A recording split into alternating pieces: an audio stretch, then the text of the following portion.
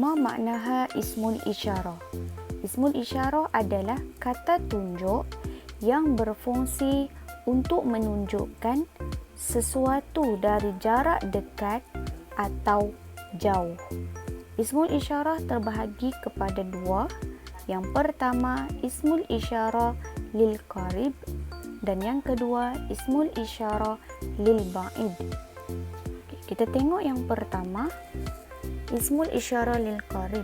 Ma maknaha lil qarib? Lil qarib bermaksud dekat, sesuatu dari jarak yang dekat. Okey. Ada dua dekat bawah ni, haza wa hazihi. Okey, haza wa hazihi bermaksud ini. Okey, bila kita gunakan haza, bila pula kita gunakan hazihi.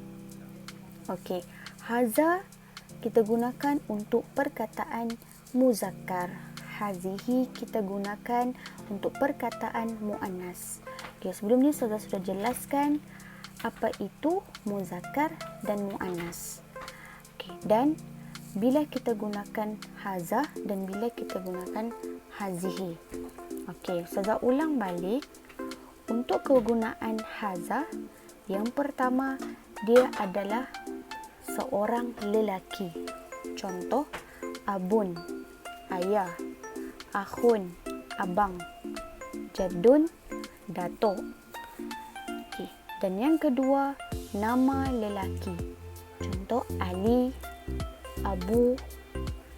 Dan yang ketiga, perkataan yang di akhirnya tiada ta marbutoh. Dan yang keempat, anggota badan yang bukan sepasang.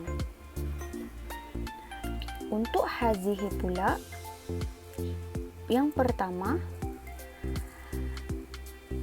nama perempuan, iaitu contoh Fatimah ataupun Zainab, nama perempuan. Dan yang kedua, menunjukkan perempuan, contoh Ummun, ibu, ukhtun, kakak, jaddatun, nenek. Okay. Dan yang ketiga, perkataan yang di akhirnya ada ta marbutoh. Ta marbutoh. Dan yang keempat, anggota badan yang sepasang.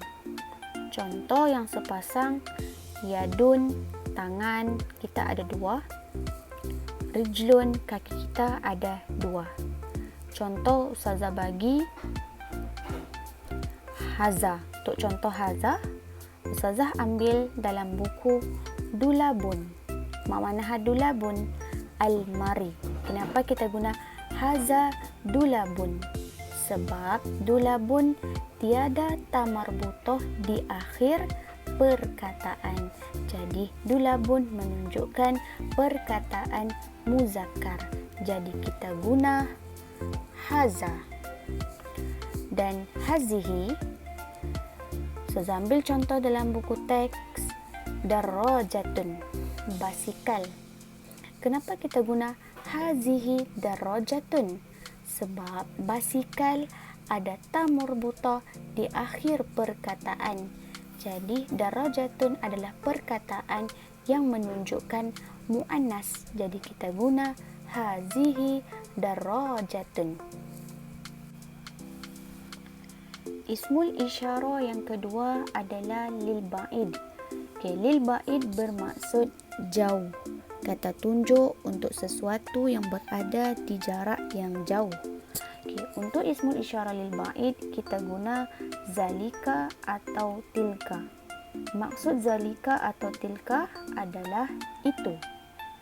Okay, bila kita guna zalika atau tilka, okay, sama juga macam haza dan juga hazihi. Zalika untuk perkataan yang menunjukkan muzakkar, tilka perkataan yang menunjukkan muannas. Contoh Ustazah ambil daripada buku teks, zalika maktabun, ini meja. Ma makna maktabun? Meja.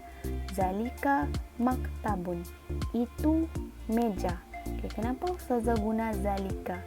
Sebab maktabun menunjukkan perkataan muzakkar, tiada ta marbuta di akhir perkataan. Okay, Ustazah ambil contoh untuk tilka. Tilka mirwahatun. Okay, mak manaha mirwahatun? Mirwahatun bermaksud kipas. Tilka mirwahatun, itu kipas. Kenapa Ustazah guna tilka? Sebab mirwahatun menunjukkan perkataan muannas. Di akhir perkataan ada ta marbuto.